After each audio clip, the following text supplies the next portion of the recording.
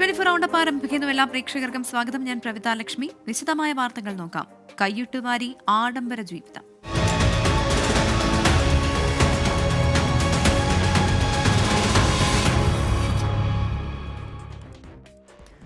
സാമൂഹിക സുരക്ഷാ പെൻഷൻ ക്രമക്കേടുകളിൽ ധനവകുപ്പ് കൂടുതൽ കടുത്ത നടപടികളിലേക്ക്. കോട്ടക്കൽ നഗരസഭയിൽ തട്ടിപ്പിന് കൂട്ടുനിന്ന ഉദ്യോഗസ്ഥർക്കെതിരെ വിജിലൻസ് അന്വേഷണത്തിന് ധനമന്ത്രി കെ.എൻ. ബാലഗോപാൽ നിർദ്ദേശം നൽകി. നഗരസഭയിൽ നടത്തിയ പരിശോധനയിൽ BMW കാർ ഉടമകളും പെൻഷൻ വാങ്ങുന്നുവെന്ന് കണ്ടെത്തി.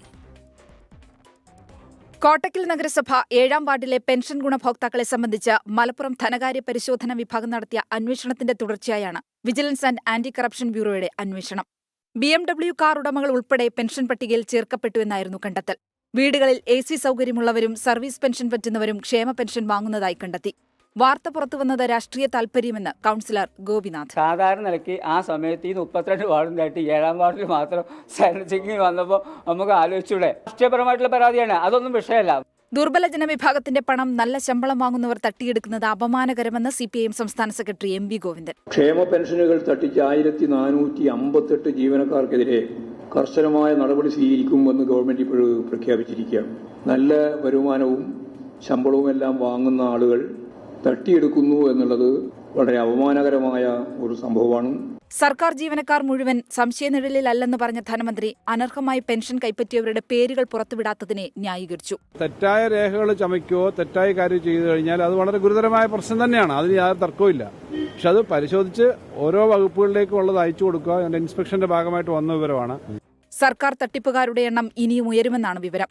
സർക്കാർ മേഖലയിലുള്ള 9201 പേർ അനധികൃതമായി പെൻഷൻ കൈപ്പറ്റിയെന്ന് CAG 2023 റിപ്പോർട്ട് ചെയ്തിരുന്നു. 24 തിരുവനന്തപുരം. കൊടകര കുഴൽപ്പണ കേസിൽ തുടരന്വേഷണത്തിന് കോടതിയുടെ അനുമതി. BJP മുൻ ഓഫീസ് സെക്രട്ടറി തിരൂർ സതീഷ് 24 നടത്തിയ വെളിപ്പെടുത്തലിലാണ് അന്വേഷണം. തിരൂർ സതീഷിന്റെ മൊഴി അന്വേഷണ സംഘം നാളെ രേഖപ്പെടുത്തും. ഉപതെരഞ്ഞെടുപ്പ് വേളയിൽ BJPയെ പിടിച്ചുലച്ച രാഷ്ട്രീയ വെളിപ്പെടുത്തലായിരുന്നു 24ലൂടെ BJP തൃശൂർ മുൻ ഓഫീസ് സെക്രട്ടറി തിരൂർ സതീഷ് നടത്തിയത്. BJP ഓഫീസിൽ 4 ചാക്കുകെട്ടിലായി 6.5 കോടി രൂപ എത്തിച്ചെന്നും പണം എത്തിച്ച ധർമ്മരാജൻ BJP സംസ്ഥാന അധ്യക്ഷനും ജില്ലാ അധ്യക്ഷനുമായും കൂടിക്കാഴ്ച നടത്തിയെന്നുമായിരുന്നു വെളിപ്പെടുത്തൽ. തുടർന്ന് കേസിൽ തുടരന്വേഷണം നടത്താൻ തീരുമാനിച്ച സർക്കാർ പ്രത്യേക അന്വേഷണ സംഘത്തെ രൂപീകരിച്ചു. SIT സമർപ്പിച്ച അപേക്ഷ പരിഗണിച്ച് ഇരിങ്ങാലക്കുട അഡീഷണൽ സെഷൻസ് കോടതിയാണ് അന്വേഷണത്തിന് അനുമതി നൽകിയത്. 90 ദിവസത്തിനകം അന്വേഷണ റിപ്പോർട്ട് കോടതിയിൽ സമർപ്പിക്കാനാണ് നിർദ്ദേശം. അന്വേഷണവുമായി പൂർണ്ണമായി സഹകരിക്കുമെന്നും 24ൽ നടത്തിയ വെളിപ്പെടുത്തലിന് പുറമെയുള്ള വിവരങ്ങൾ പോലീസിന് കൈമാറുമെന്നും തിരൂർ സതീഷ് വ്യക്തമാക്കി. നമുക്ക് ഈ കള്ളപ്പണം സൂക്ഷിക്കാനായിട്ട് ഒരു അധികാരമില്ല, ആർക്കും അധികാരമില്ല. അപ്പോൾ എന്തുകൊണ്ടാണ് കള്ളപ്പണം അവിടെ സൂക്ഷിച്ചത്? ആ പണം എന്ത് ചെയ്തു? എനിക്കറിയാവുന്ന കാര്യങ്ങളാണ് ഞാൻ നാളെ പോലീസിനോട് മൊഴിയായിട്ട് കൊടുക്കാൻ പോകുന്നത്. അപ്പോൾ പോലീസ് നിശ്ചയിക്കും അത് ഏത് രീതിയിലാണ് അന്വേഷിക്കേണ്ടതെന്നുള്ളത്. എന്നിട്ടാണ് സാക്ഷിയും പ്രതികളൊക്കെ ഉള്ള കാര്യങ്ങൾ അവർ തീരുമാനിക്കുക. അനുമതി ലഭിച്ച പശ്ചാത്തലത്തിൽ നാളെ തിരൂർ സതീഷിന്റെ മൊഴി രേഖപ്പെടുത്തും. തൃശൂർ പോലീസ് ക്ലബ്ബിൽ വെച്ച് നാളെ രാവിലെ 11 മണിക്കാണ് മൊഴി രേഖപ്പെടുത്തുക. 24 തൃശൂർ. 24 പരമ്പര തുടരുന്നു. നിഗൂഢതകളുടെ തിരുട്ടുഗ്രാമം.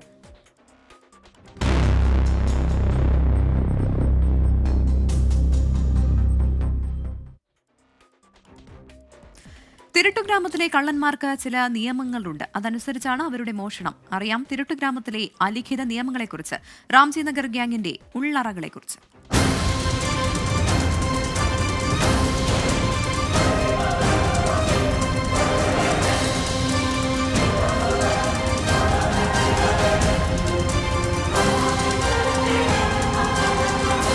കള്ളന്മാരാണെങ്കിലും മോഷണത്തിന്റെ കാര്യത്തിൽ ചില പ്രത്യേകതകളുള്ള വിഭാഗമാണ് റാംജി നഗർ കോളനിയിലെ കള്ളന്മാർ. പട്ടാളക്കാരെയും പോലീസുകാരെയും ഡോക്ടർമാരെയും മോഷണത്തിൽ നിന്ന് ഇവർ ഒഴിവാക്കും. ഗർഭിണികളായ സ്ത്രീകളെയും കുട്ടികളെയും മോഷണത്തിൽ നിന്ന് തീർത്തും ഒഴിവാക്കും. ഗ്രാമത്തിലെ അമ്പലത്തിലെ പൂജയ്ക്ക് ശേഷം മാത്രമാകും മോഷണത്തിനായി ഇവർ പുറത്തിറങ്ങുക. മോഷ്ടിക്കപ്പെട്ട വസ്തുക്കളിൽ സ്വർണവും പണവും ഒഴിച്ച് എന്ത് രേഖകൾ കിട്ടിയാലും മോഷണത്തിന് ഇരയാക്കപ്പെട്ടയാൾക്ക് അത് തിരികെ എത്തിക്കുകയും ചെയ്യും.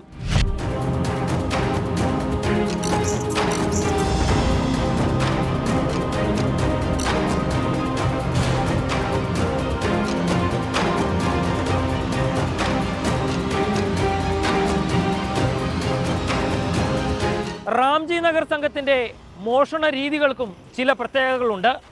കൂട്ടമായി ഒരു സ്ഥലത്തെത്തി ആളുകളുടെ ശ്രദ്ധ തിരിച്ച് മോഷണം നടത്തുന്നതാണ് പരമ്പരാഗതമായുള്ള ഇവരുടെ രീതി.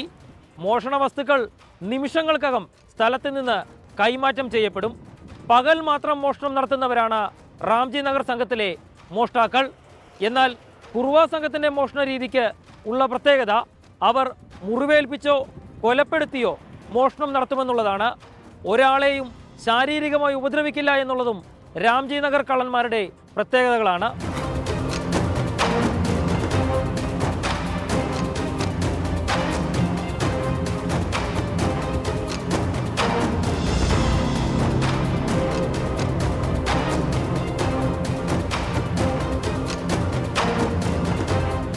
രാംജി നഗർ ഗ്യാങ് മോഷണത്തിനിറങ്ങുന്നത് ഒരു ക്യാപ്റ്റന്റെ നേതൃത്വത്തിലാണ്. അയാൾക്ക് കീഴിൽ 10 അതിലധികമോ ആളുകൾ ഉണ്ടാകും. ക്യാപ്റ്റൻ ഓരോരുത്തർക്കും വേണ്ട ജോലികൾ നിർദ്ദേശിച്ചു നൽകും. ഈ മോഷണം മുതൽ എടുക്കുന്നതിനും പ്രത്യേകമായി ഒരാളെ നിയോഗിച്ചിട്ടുണ്ടാകും. ഈ മോഷണത്തിൽ നിന്ന് ലഭിക്കുന്ന തുകയിൽ ഏറ്റവും കൂടുതൽ പണം നൽകുന്നതും ഈ മോഷണം നടത്തുന്നയാൾക്കാണ്. എപ്പുരാൻ എന്നാണ് ക്യാപ്റ്റനെ വിശേഷിപ്പിക്കുക. ഇവർക്കിടയിൽ തന്നെ മോഷണ സമയത്ത് ഒരു പ്രത്യേക ഭാഷ ഉപയോഗിക്കും. വല്ലടൈ എന്നാണ് ഈ മോഷണത്തിന് ഇവർ പറയുന്ന പേര്.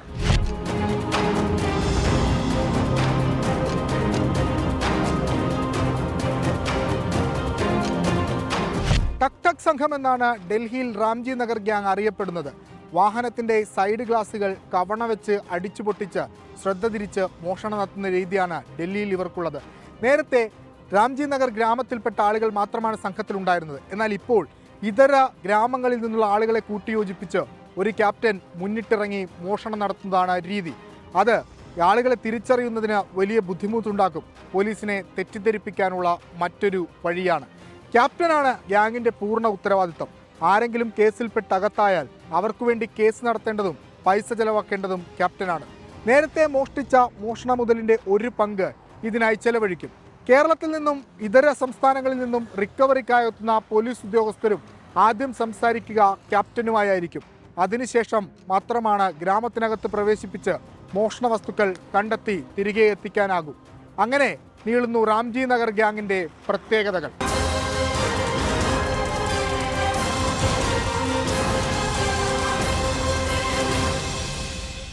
24 റൗണ്ടപ്പിലേക്ക് വീണ്ടും. ആലപ്പുഴ കായംകുളം പാലസ് വാർഡിൽ വീടിനുള്ളിൽ മൃതദേഹം കത്തിക്കരിഞ്ഞ നിലയിൽ കണ്ടെത്തി. മൃതദേഹം തിരിച്ചറിയാൻ കഴിയാത്ത വിധത്തിലാണ്. മുരുകേശൻ എന്നയാളുടെ ഉടമസ്ഥതയിലുള്ള വീട്ടിലാണ് മൃതദേഹം കണ്ടെത്തിയത്. മനീഷ് മഹിപാൽ ചേരുന്നത് ആലപ്പുഴയിൽ നിന്ന്. മനീഷ്, എപ്പോഴാണ് ഈ സംഭവം നടന്നതെന്ന് വ്യക്തമാകുന്നുണ്ടോ? എപ്പോഴാണ് ഈ മൃതദേഹം കണ്ടെത്തിയത്? കവിത ഏകദേശം 9 മണി കഴിഞ്ഞാണ് ഇതുണ്ടാകുന്നത്. കായംകുളം നഗരസഭയിൽ 31-ാം വാർഡ് പാലസ് വാർഡിലാണ്. കിഴക്കേ വീട്ടിൽ മുരുകേശൻ എന്നയാളുടെ ഉടമസ്ഥതയിലുള്ള വീട്ടിലാണ് മൃതദേഹം കത്തിക്കരിഞ്ഞ നിലയിൽ കണ്ടെത്തിയിട്ടുള്ളത്. പോലീസ് ഇത് സംബന്ധിച്ച് പറയുന്നത് മുരുകേശന്റെ ഈ വീട്ടിൽ പകൽ സമയത്ത് മാത്രം അമ്മ മാത്രമാണ് ഉണ്ടാവുക. പിന്നീട് രാത്രി സമയങ്ങളിൽ മുരുകേശന്റെ വീട്ടിലേക്ക് അമ്മ വരും. ഈ മുരുകേശന്റെ ഉടമസ്ഥതയിലുള്ള ഈ വീട്ടിൽ പകൽ സമയത്ത് മാത്രം അമ്മയും രാത്രികാലങ്ങളിൽ ആരും ഉണ്ടാവുകയില്ല. ഈ വീട്ടിലെ ഈ വീട് തന്നെ ഉപയോഗിക്കുന്നത് അടുക്കളയ്ക്ക് വേണ്ടി മാത്രമാണ്. അങ്ങനെ ഉപയോഗശൂന്യമായി കിടന്ന കാട് തന്നെ കയറി കിടന്ന ഒരു മുറിയിലാണ് രാത്രി 9 മണിയോടുകൂടി വലിയ തീ പിടിക്കുന്ന ശബ്ദം, അങ്ങനെ ഉള്ള വെട്ടമൊക്കെ തന്നെ കണ്ടത്. അങ്ങനെ നാട്ടുകാരെ അറിയിച്ചതിനെ തുടർന്ന് അഗ്നിരക്ഷാസേന അവിടെ എത്തി തീ അണച്ചു. തീ അണച്ചപ്പോഴാണ് കത്തിക്കരിഞ്ഞ നിലയിൽ ആളെ ആരാണെന്ന് പോലും മനസ്സിലാകാത്ത നിലയിൽ ഒരു മൃതദേഹം കണ്ടെത്തിയിട്ടുള്ളത്. ഏറ്റവും പ്രധാനപ്പെട്ട കാര്യം, ഈ മുറിയുടെ ഭാഗത്ത് റെഗുലേറ്റർ കണക്ട് ചെയ്യാത്ത രീതിയിൽ ഒരു ഗ്യാസ് സിലിണ്ടർ കണ്ടെത്തിയിട്ടുണ്ട്. ഗ്യാസ് സിലിണ്ടറിന്റെ അടുത്ത് ഗ്യാസ് വരുന്ന ഭാഗത്ത് ചരിഞ്ഞു കിടക്കുന്ന രീതിയിലായിരുന്നു മൃതദേഹം ഉണ്ടായിരുന്നത്.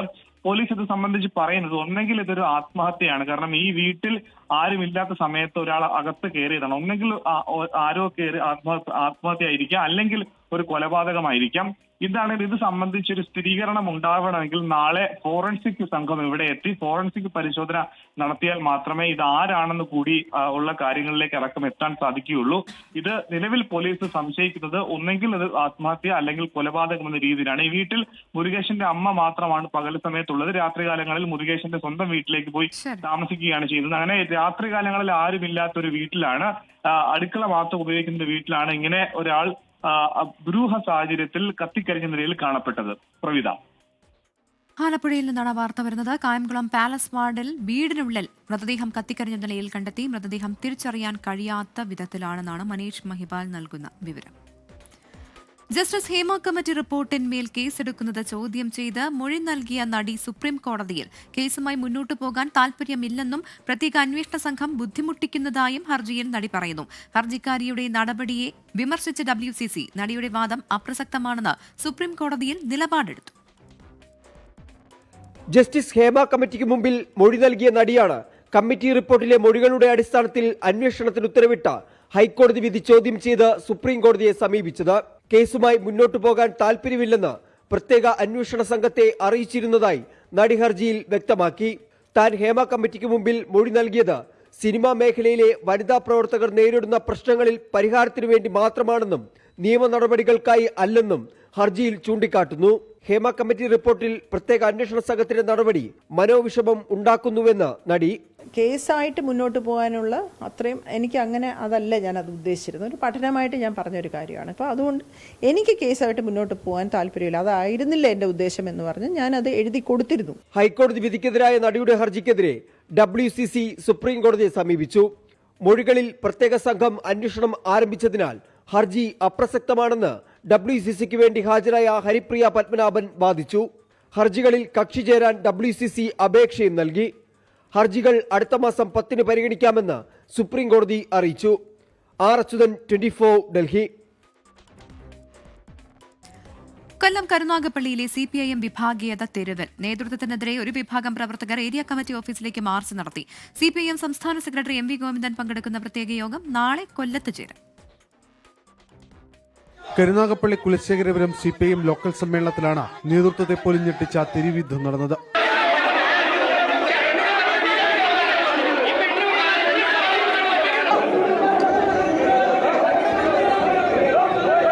സമ്മേളനത്തെ നിരീക്ഷിക്കാനെത്തിയ സംസ്ഥാന കമ്മിറ്റി അംഗങ്ങളെ ഉൾപ്പെടെ പൂട്ടിയിട്ടായിരുന്നു പ്രവർത്തകരുടെ പ്രതിഷേധം.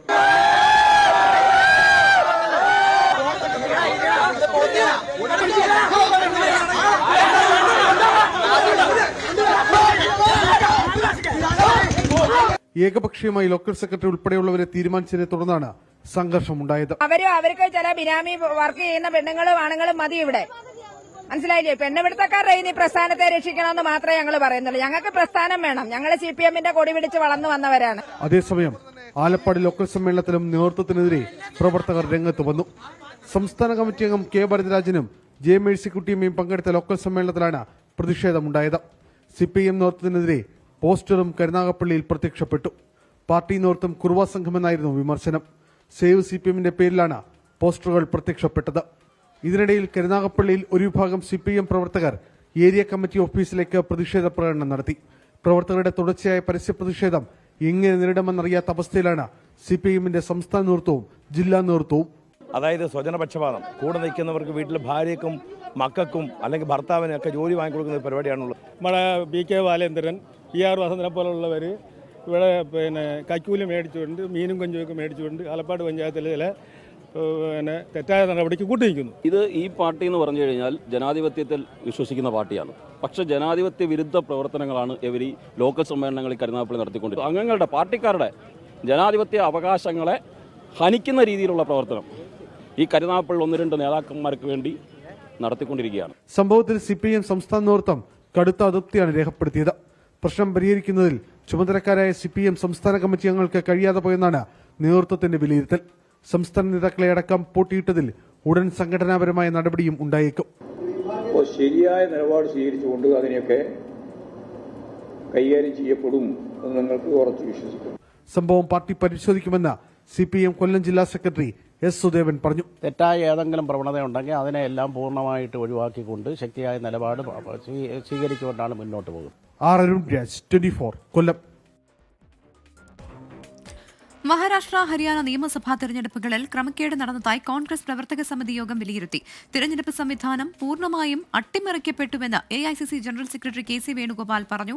നിയമസഭാ തെരഞ്ഞെടുപ്പിലെ പ്രകടനം വിലയിരുത്താൻ സമിതികളെ നിയോഗിച്ചതായും പുനഃസംഘടന അനിവാര്യമാണെന്നും KC വേണുഗോപാൽ പറഞ്ഞു. The CWC also acknowledged the party performance in Haryana has been contrary to all expectations. Very simply, INC should have formed the government in the state by a convincing margin, but it didn't. But there have been electoral malpractices that have influenced the result in the state, which have been overlooked. The CWC also accepted that the party performance, as indeed that of its MV allies in Maharashtra, has been inexplicable and is in fact shocking. The electoral outcome is beyond normal understanding. It appears to be a clear case of targeted manipulation. CWC expresses its hope and confidence that the Congress President will complete the detailed state-wise review soon and take the necessary follow-up action. CPIM നേതാവ് PK ശശിക്കെതിരെ രൂക്ഷ വിമർശനവുമായി party Palakkad ജില്ലാ secretary EN Suresh Babu. Mannarkkad area സമ്മേളനത്തിലാണ് വിമർശനം. PK ശശിയുടെ നിലപാടുകൾ ലോക്സഭാ തെരഞ്ഞെടുപ്പിൽ Mannarkkad vote കുറയാനിടയാക്കി എന്നതാണ് വിമർശനം.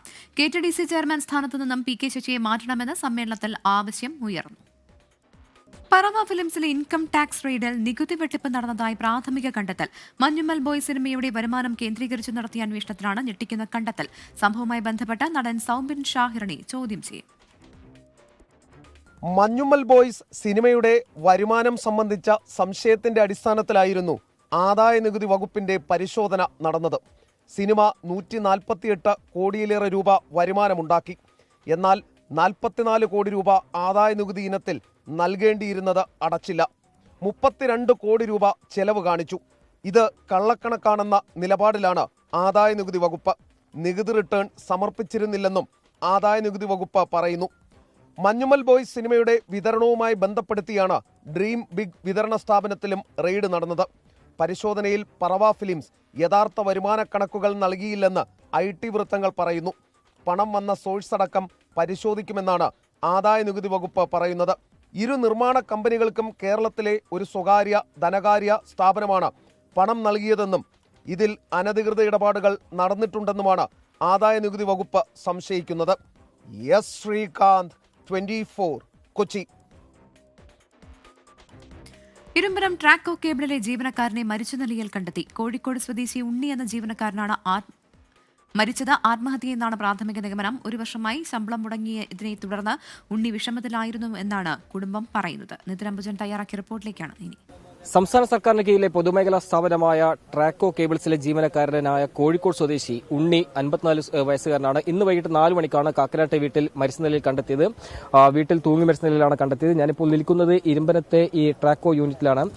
ഇരുമ്പനം കൂടാതെ പിണറായി, അതോടൊപ്പം തന്നെ തിരുവല്ല എന്നീ 3 സ്ഥലങ്ങളിലാണ് ട്രാക്കോയ്ക്ക് യൂണിറ്റ് ഉള്ളത്. പക്ഷേ കഴിഞ്ഞ ഏതാനും നാളുകളായി ഇവിടുത്തെ ജീവനക്കാർ വലിയ പ്രതിസന്ധിയിലൂടെ കടന്നുപോകുന്നു. 11 മാസക്കാലമായി ശമ്പളമില്ല. ഈ ശമ്പളം ലഭിക്കാതെ തുടർന്ന് മനോവിഷമത്തിലാണ് ഉണ്ണി ആത്മഹത്യ ചെയ്തതെന്നാണ് ട്രാക്കോയിലെ ഉണ്ണിയുടെ സഹപ്രവർത്തകർ ഒന്നടങ്കം പറയുന്നത്. കാരണം ഉണ്ണിയുടെ മകളുടെ വിവാഹം ഉറപ്പിച്ചിരുന്നു. അതോടൊപ്പം തന്നെ ഇതിനു മുൻപായി തന്നെ ഇവിടുത്തെ ഭൂമി അത് ഇൻഫോ പാർക്കിന് കൈമാറാനുള്ള ധാരണയുണ്ടായിരുന്നു.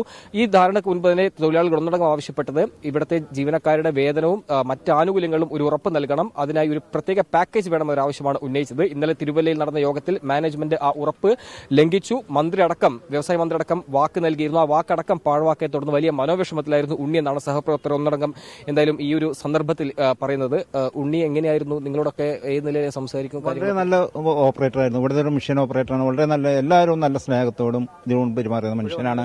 എപ്പോഴും എന്നാലും പുള്ളി എന്താ വെച്ചാൽ മിഷൻ വർക്ക് വേണം പുള്ളിക്ക് ഏത് സമയത്തും. ശമ്പളമില്ലാത്തതിന്റെ മനോവിഷമം ഉണ്ണിക്ക് ഉണ്ടായിരുന്നു. തീർച്ചയായിട്ടും അദ്ദേഹം എപ്പോഴും ആളോ എന്താ പറയുക, ഒരു വിഷമത്തിൽ നടക്കുക, ഒരു മ്ലാനതയാണ് പുള്ളിയുടെ മുഖത്തുണ്ടായിരുന്നത്.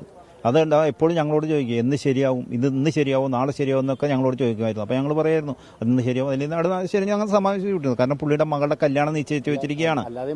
അതുപോലെ തന്നെ ഏകദേശം 32 മാസമായി ഞങ്ങളുടെ PF പോലും അടച്ചിട്ടില്ല.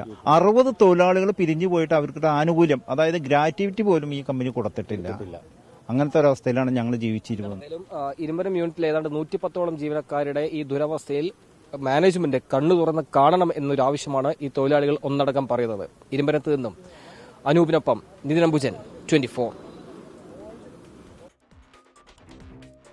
ഫിൻജാൻ ചുഴലിക്കാറ്റ് തീരം തൊടാനിരിക്കെ നിർദ്ദേശവുമായി തമിഴ്നാട് സർക്കാർ. ചെന്നൈ, തിരുവള്ളൂർ, കാഞ്ചീപുരം, ചെങ്കൽപ്പെട്ട് ജില്ലകളിലെ വിദ്യാഭ്യാസ സ്ഥാപനങ്ങൾക്ക് അവധി പ്രഖ്യാപിച്ചു. IT കമ്പനിയിലെ ഉദ്യോഗസ്ഥർക്ക് വർക്ക് ഫ്രം ഹോം ഏർപ്പെടുത്തി. അനാവശ്യമായി വീട്ടിൽ നിന്ന് ഇറങ്ങുന്നത് ഒഴിവാക്കണമെന്നും മുന്നറിയിപ്പ്.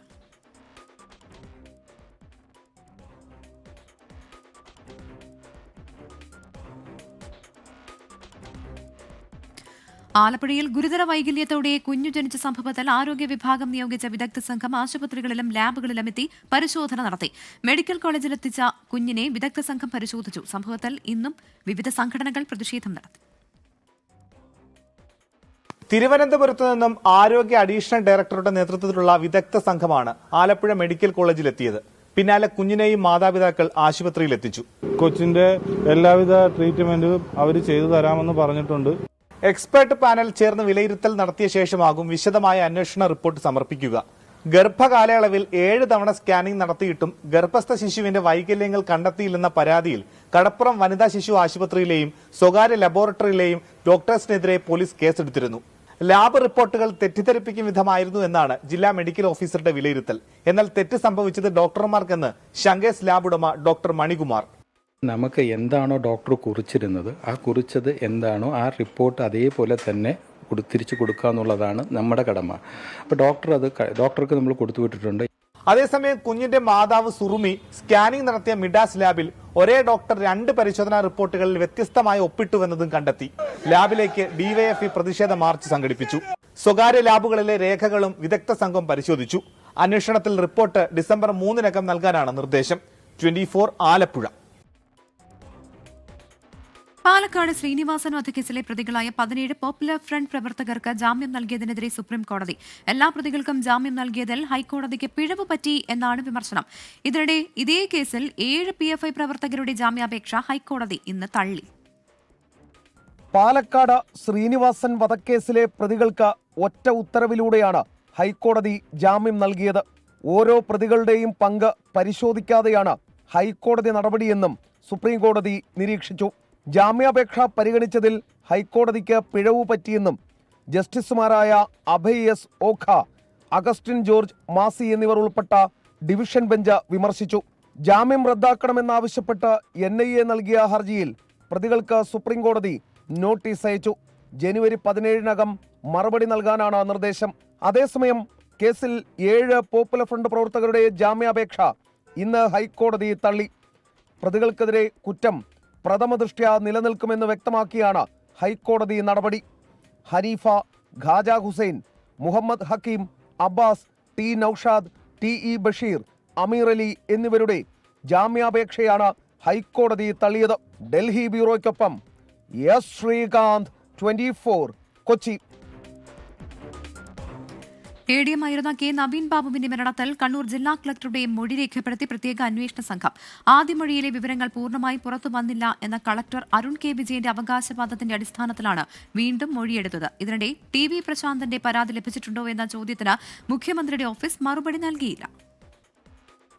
Kannur town ACP TK Ratnakumar, CI Sreejith Koderi എന്നിവരാണ് ജില്ലാ കളക്ടറുടെ ക്യാമ്പ് ഓഫീസിലെത്തി മൊഴി രേഖപ്പെടുത്തിയത്.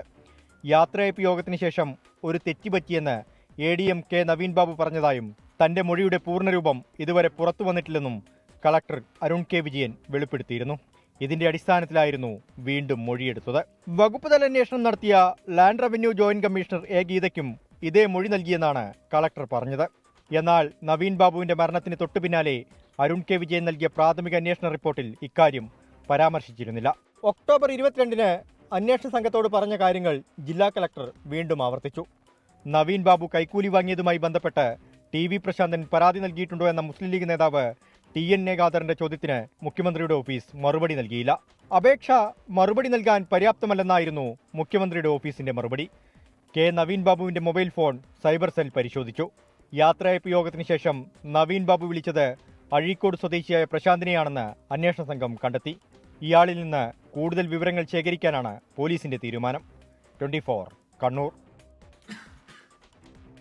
ആശങ്കയുടെ 14 മണിക്കൂറുകൾക്ക് ശേഷം കോതമംഗലം കുട്ടമ്പുഴ വനത്തിൽ കാണാതായ 3 സ്ത്രീകളും തിരിച്ചെത്തി. കാണാതായ പശുവിനെ തിരഞ്ഞിറങ്ങിയ മായാജയനും പാറുക്കുട്ടിയും ഡാർലി സ്റ്റീഫനുമാണ് ആനക്കൂട്ടത്തെ പേടിച്ച് രാത്രി മുഴുവൻ കാടിനുള്ളിൽ കഴിയേണ്ടി വന്നത്. ഇന്ന് രാവിലെയാണ് രക്ഷാപ്രവർത്തകർ കാടിനുള്ളിൽ നിന്ന് 3 പേരെയും കണ്ടെത്തിയത്. ഈ കാണുന്ന വഴിയിലൂടെയാണ് ഇന്നലെ ഉച്ചയ്ക്ക് കാണാതായ പശുവിനെ തേടി ഡാർലിയും മായയും പാറുക്കുട്ടിയും കാടിനുള്ളിലേക്ക് കയറിപ്പോയത്.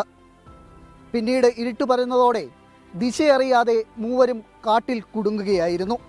ഇന്നലെ വൈകുന്നേരം 4 മണിയോടെയാണ് ദിശയറിയാതെ പാറുക്കുട്ടിയും മായയും ഡാർലിയും കാടിനുള്ളിൽ കുടുങ്ങിയത് ബന്ധുക്കളും നാട്ടുകാരും അറിയുന്നത്. 5 മണിക്ക് ശേഷം ഇവരെ ഫോണിൽ ലഭിക്കാതായതോടെ ആശങ്ക കനത്തു. ഫോറസ്റ്റ് ഉദ്യോഗസ്ഥരും നാട്ടുകാരും ഫയർഫോഴ്സും അടങ്ങുന്ന സംഘം പുലർച്ചെ വരെ തെരച്ചിൽ നടത്തിയെങ്കിലും ശ്രമങ്ങൾ വിഫലം. കൂരിരുട്ടും കാട്ടാനകളും രക്ഷാപ്രവർത്തനത്തിന് വിലങ്ങുതടിയായി. കാട്ടിലേക്ക് പോയ 3 സംഘങ്ങൾ പുലർച്ചെയോടെ തിരികെ എത്തി. ഒരു സംഘം കാട്ടിൽ തുടർന്നു. പുലർച്ചെ വീണ്ടും കൂടുതൽ പേർ തിരച്ചിലിനിറങ്ങി. വൈകാതെ ഉൾക്കാട്ടിലെ പാറപ്പുറത്ത് 3 രക്ഷാപ്രവർത്തകർ കണ്ടെത്തി. അരക്കമ്പത്തി ഭാഗത്താണ് പോയിട്ടുണ്ടത്. 3 പേര് സേഫായിട്ട് കിട്ടിയിട്ടുണ്ടെന്ന് പറയുന്നുണ്ടത്. ഇവിടുത്തെ ഒരു നോക്കെങ്കിൽ 6 കിലോമീറ്റർ ഉണ്ടായി ഏകദേശം. ഇവിടെ കൊണ്ടുവരേണ്ടത് കുഴപ്പമില്ലാണ് പറയുന്നത്. മൊബൈൽ റേഞ്ച് പോലും ഇല്ലാത്ത സ്ഥലത്ത് മരത്തിന് മുകളിൽ കയറി നിന്നാണ് നാട്ടുകാരനായ സാബു ഇവരെ കണ്ടെത്തിയ വിവരം വിളിച്ചറിയിച്ചത്. അവര് വളരെ ദയനീയമായിട്ട് കരയായിരുന്നു. പിന്നെ കൊച്ചുണ്ടായിരുന്നു, മായ എന്ന് പറഞ്ഞ ഇച്ചിരി കൊച്ചുണ്ടായിരുന്നു. അത് കെട്ടിപ്പിടിച്ച് കുറേ നേരം കരഞ്ഞു. അപ്പം നമുക്ക് വളരെ സന്തോഷം. അവർക്ക് പരിക്കുകളില്ല, ഒരു പ്രശ്നമില്ലാണ്ട് ഇവരെ കണ്ടെത്താൻ പറ്റിയില്ലേ, അത് തന്നെ വലിയൊരു കാര്യം. അത്രയും സേഫായിട്ട് നമുക്ക് അവരെ തിരിച്ചു കിട്ടാന്നൊക്കെ പറയുന്നത് വലിയ ഒരു ദൈവാനുഗ്രഹം തന്നെയാണ്. അപ്പോൾ അവിടെ റേഞ്ച് ഇല്ലായിരുന്നു. അപ്പോൾ റേഞ്ച് ഓഫീസിലും അവരെ വിളിക്കാൻ വേണ്ടി, അവരെ വിളിക്കുമ്പോൾ കട്ടായി പോകും. അപ്പോൾ അവരെ വിളിക്കാൻ വേണ്ടിയിട്ടാണ് ഞാൻ ചെറിയൊരു മരത്തിൻ്റെ സൈഡിലേക്ക് കയറുന്നത്. അപ്പോഴത്തേനും നിങ്ങളുടെ കോള് വന്നേ. രക്ഷാപ്രവർത്തക സംഘത്തിനൊപ്പം 6 കിലോമീറ്റർ ദൂരം കാട്ടിലൂടെ തിരികെ നടന്ന് പാറുക്കുട്ടിയും ഡാർലിയും മായയും ഉറ്റവരുടെ അടുക്കിലേക്കെത്തി.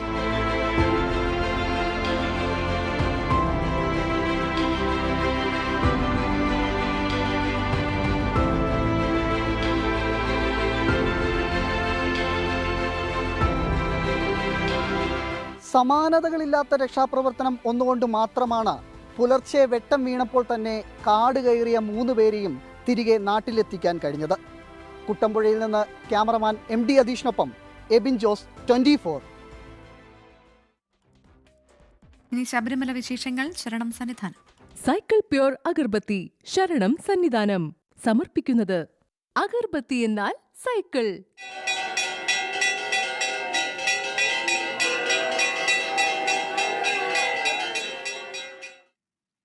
ശബരിമല സന്നിധാനത്തെ തീർത്ഥാടകർക്ക് 24 മണിക്കൂറും വൈദ്യസഹായം ഉറപ്പാക്കി സന്നിധാനത്തെ സർക്കാർ ആശുപത്രി.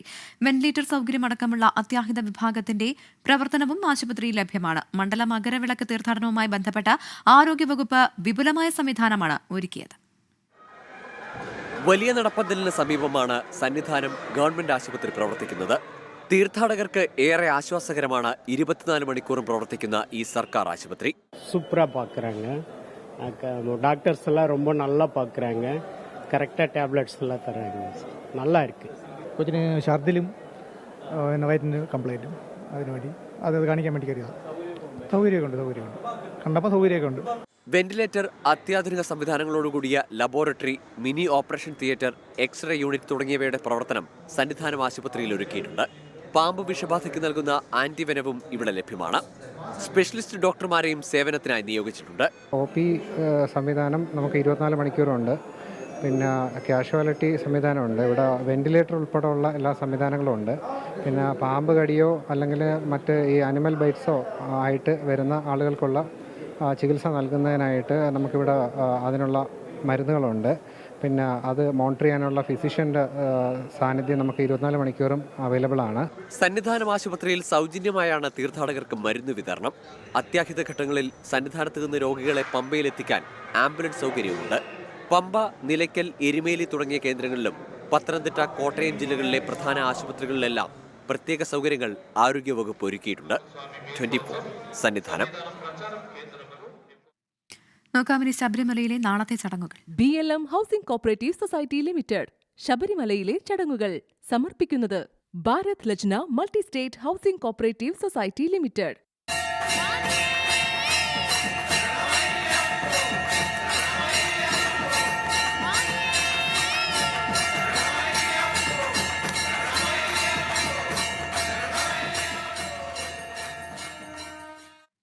സംസ്ഥയിലെ മുസ്ലിം ലീഗ് വിരുദ്ധ നീക്കം തടയാൻ ആദർശ സംരക്ഷണ സമിതിക്ക് രൂപം നൽകിയതോടെ സംസ്ഥയിലെ ഭിന്നത തുറന്ന പോരിലേക്ക് 3.5 പതിറ്റാണ്ട് മുമ്പത്തെ പിളർപ്പിന്റെ സാഹചര്യമാണ് നിലവിലുള്ളതെന്നും ഇത് ഒഴിവാക്കാനാണ് പുതിയ കമ്മിറ്റിയെന്നുമാണ് വിശദീകരണം. സംസ്ഥയുടെ പേരിൽ സംഘടന രൂപീകരിച്ചത് അച്ചടക്ക ലംഘനമാണെന്നും നടപടി വേണമെന്നുമാണ് മറുവിഭാഗത്തിന്റെ വാദം. ഖാസി ഫൗണ്ടേഷൻ രൂപീകരണവുമായി ബന്ധപ്പെട്ട് സമസ്ത മുഷാവറ അംഗം ഉമർ ഫൈസി മുക്കം നടത്തിയ പരാമർശം വിവാദമായിരുന്നു. ഖാസിയാകാൻ സാദിഖ് അലി ശിഹാബ് തങ്ങൾക്ക് യോഗ്യതയില്ല എന്ന് പേരെടുത്ത് പറയാതെയായിരുന്നു പരാമർശം. ഇതിനു പിന്നാലെയാണ് സമസ്തയിലെ ഒരു വിഭാഗവും മുസ്ലിം ലീഗും തമ്മിലുള്ള ഭിന്നത ഒരിടവേളയ്ക്കു ശേഷം ശക്തമായത്. ഇരുഭാഗത്തെയും ഉന്നത നേതാക്കൾ തന്നെ തർക്കത്തിൽ ഇടപെട്ടെങ്കിലും പ്രശ്നങ്ങൾ അവസാനിച്ചിട്ടില്ല. ഈ പശ്ചാത്തലത്തിലാണ് ലീഗ് നേതാക്കളുടെ ആശീർവാദത്തോടെ പുതിയ സംഘടന. ആദർശ സംരക്ഷണ സമിതി എന്ന പേരിലാണ് ലീഗിനോട് ചേർന്ന് നിൽക്കുന്ന സംസ്ഥാന അംഗങ്ങളുടെ സംഘടന. 1989 സംസ്ഥയിൽ ഉണ്ടായതുപോലുള്ള പിളർപ്പ് ഒഴിവാക്കാനാണ് ഇപ്പോഴത്തെ നീക്കമെന്നാണ് വാദം. മുസ്ലിം ലീഗ് ഒരു പക്ഷത്തും കമ്മ്യൂണിസ്റ്റ് പാർട്ടി മറുപക്ഷത്തും നിന്നുകൊണ്ടാണ് രണ്ട് സംഘടനകളെയും പിടിച്ചു നിർത്താനുള്ള ശ്രമം നടത്തിയത് എന്നത് കേരളത്തിലെ മുഴുവൻ ജനങ്ങൾക്കും അറിയാം. ആ ഒരു അവസ്ഥയിലേക്ക് സമൂഹത്തെ കൊണ്ടുപോകുന്നതിനെ എതിർക്കുക, അതിനെ തടഞ്ഞു നിർത്തുക എന്നതാണ് നമ്മൾ ഈ കൂട്ടായ്മ കൊണ്ട് ഉദ്ദേശിക്കുന്നത്. അല്ലാതെ ഒരു പുതിയ പിളർപ്പോ അല്ലെങ്കിൽ ചേരിതിരിവോ അല്ല. ഇതാണ് വാദമെങ്കിലും മുസ്ലിം ലീഗ് വിരുദ്ധ നീക്കങ്ങളെ തടയലാണ് പുതിയ കമ്മിറ്റിയുടെ പ്രധാന ലക്ഷ്യം. പാണക്കാട് സയ്യിദ് സ്വാദിഖ് അലി ശിഹാബ് തങ്ങൾ, സെയ്ദ് മുഹമ്മദ് ജിഫ്രി മുത്തുക്കോയ തങ്ങൾ, ഈ രണ്ട് കൂട്ടരും ഒരുമിച്ച് മുന്നോട്ട് പോകലാണ് സമുദായത്തിന് ഏറ്റവും കരണീയമായിട്ടുള്ളത്. ഇത് രണ്ടാക്കി തീർത്തുകൊണ്ട് മുസ്ലിം ലീഗിനെ വേറൊരു വഴിക്കും സമസ്തയെ മറ്റൊരു വഴിക്കുമാക്കി തീർക്കാൻ ചില രാഷ്ട്രീയ ശക്തികൾ കേരളത്തിൽ ശ്രമം നടത്തുന്നത് അടുത്ത കാലത്തായി നമ്മൾ കണ്ടുവരുന്ന ഒരു പുതിയ പ്രവണതയാണ്. അതേസമയം പുതിയ സംഘടനയ്ക്ക് രൂപം നൽകിയത് അച്ചടക്ക ലംഘനമാണെന്നും ഇവർക്കെതിരെ നടപടി ആവശ്യപ്പെട്ട് സംസ്ഥാന മുഷാവർക്ക് കത്ത് നൽകുമെന്നും എതിർവിഭാഗം പ്രതികരിച്ചു. സുന്നി ഐക്യത്തെ ഭയക്കുന്നതുകൊണ്ടാണ് പുതിയ സംഘടന രൂപീകരിച്ച് നീക്കങ്ങളെ ലീഗ് പ്രതിരോധിക്കുന്നത് എന്നും ഇവർ പറയുന്നു. 24 കോഴിക്കോട്.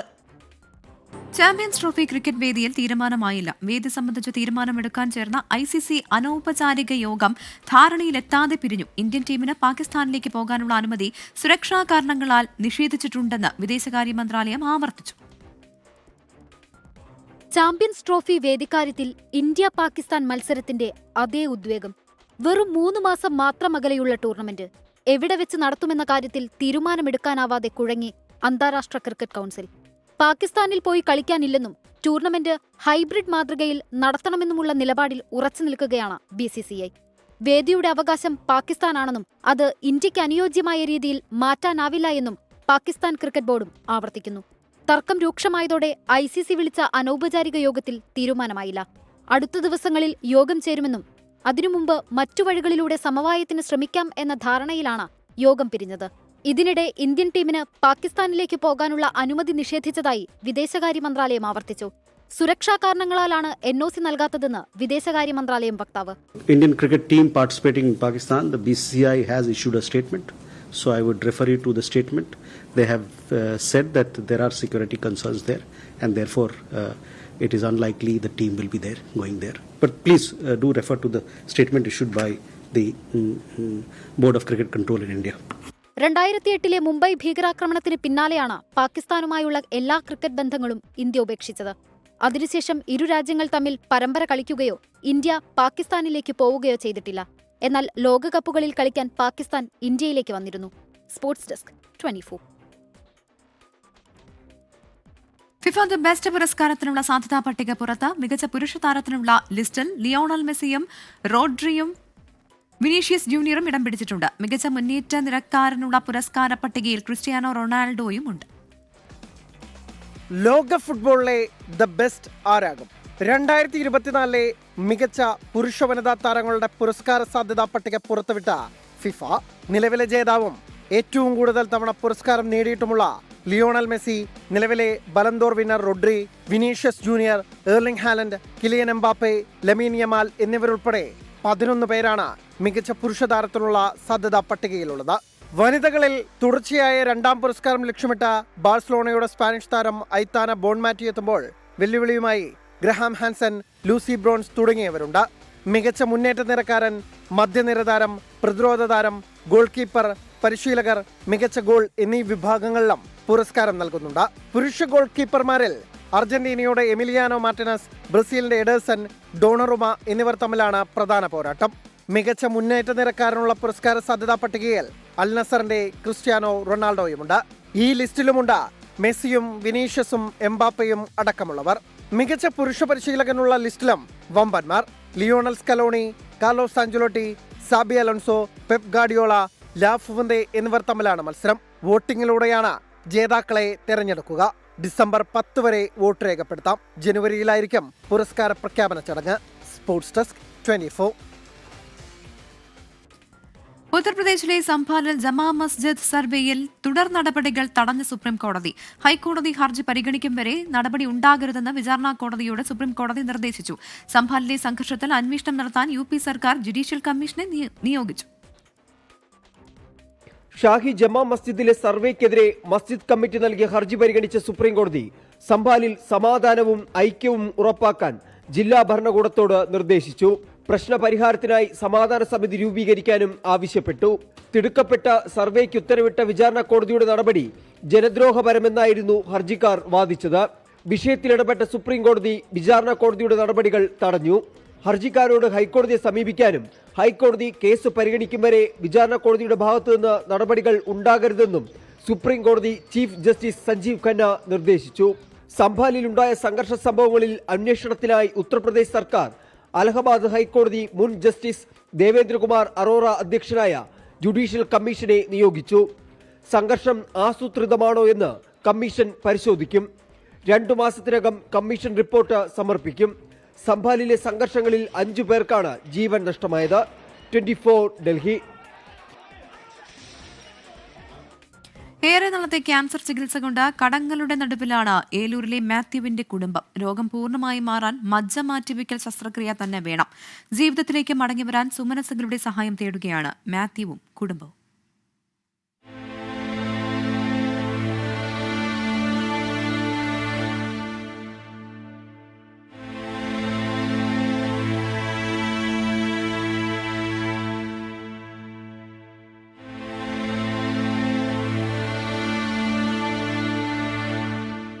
രണ്ടായിരത്തി 2018 പ്രളയകാലത്താണ് രോഗത്തിന്റെ തുടക്കം.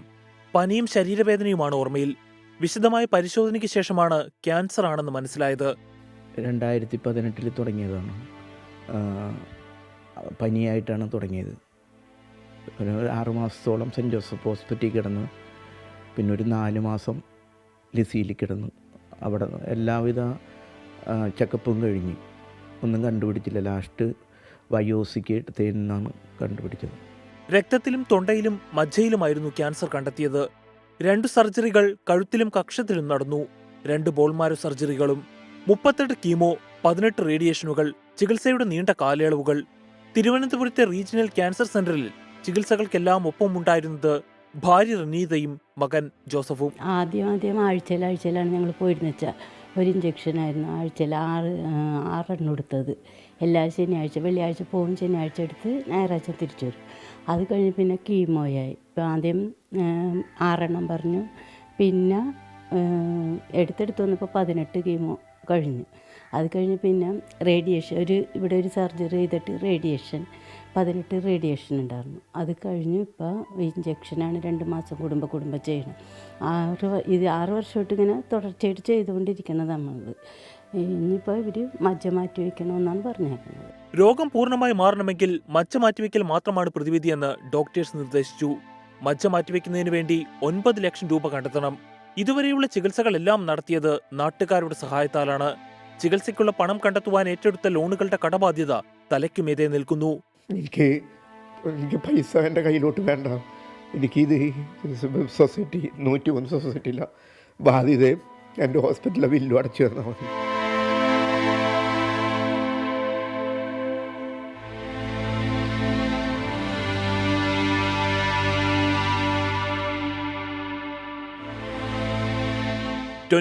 കൊച്ചി. പാലക്കാട് ഇടത് സ്വതന്ത്രനായി മത്സരിച്ച ഡോക്ടർ പി സരിൻ ഇനി അടിമുടി പാർട്ടിക്കാരന്റെ റോളിലേക്ക്.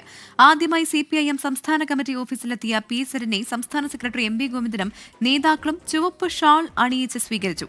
ചുമതലകൾ പി സരിനുമായി കൂടിയാലോചിച്ച് തീരുമാനിക്കുമെന്ന് MV ഗോവിന്ദൻ പറഞ്ഞു.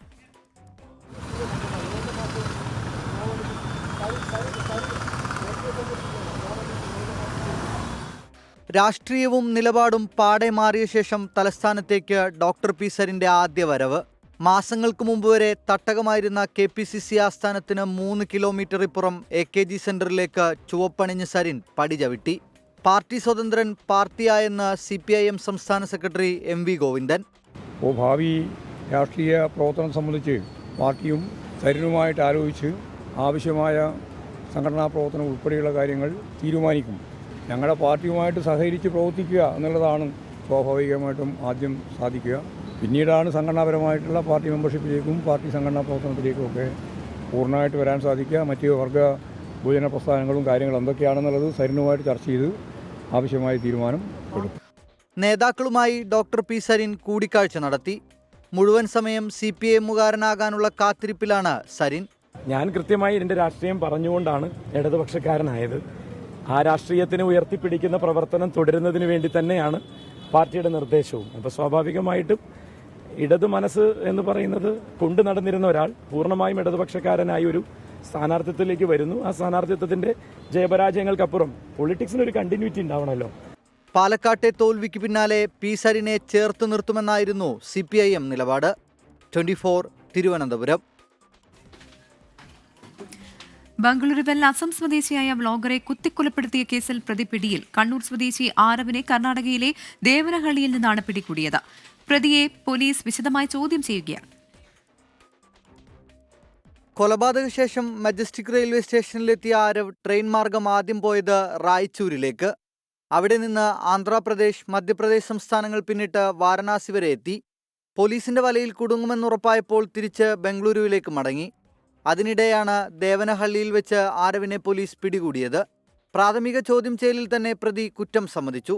ഡേറ്റിംഗ് ആപ്പ് വഴിയാണ് ആരവും മായയും പരിചയപ്പെട്ടത്. പ്രണയബന്ധത്തിലുണ്ടായ പൊരുത്തക്കേടുകൾ തർക്കമായി. ഒടുവിലത് കൊലപാതകത്തിൽ കലാശിച്ചു. കൊലപാതകത്തിനുപയോഗിച്ച കയറും കത്തിയും ഓൺലൈനിലൂടെയാണ് വാങ്ങിയത്. We found a dead body in service apartment in Indiranagar. We registered a case under 302 murder, and we proceeded with the investigation. We were taken into custody and we are interrogating him. The formalities we are going to finish by tomorrow. 3 സംഘങ്ങളായി തിരിഞ്ഞായിരുന്നു Bengaluru പോലീസിന്റെ അന്വേഷണം. കണ്ണൂരിലെ ആരവിന്റെ വീട്ടിലും ബന്ധുക്കളുടെയും സുഹൃത്തുക്കളുടെയും വീടുകളിലും പരിശോധന നടത്തിയിരുന്നു. ആരവിനെ വിശദമായി ചോദ്യം ചെയ്യുന്നതിലൂടെ കൊലപാതകത്തിന്റെ കൂടുതൽ ചുരുളഴിയുമെന്നാണ് പോലീസിന്റെ പ്രതീക്ഷ. 24 ബംഗളൂരു. 24 റൗണ്ട് പൂർണ്ണമാകുന്നു. നമസ്കാരം.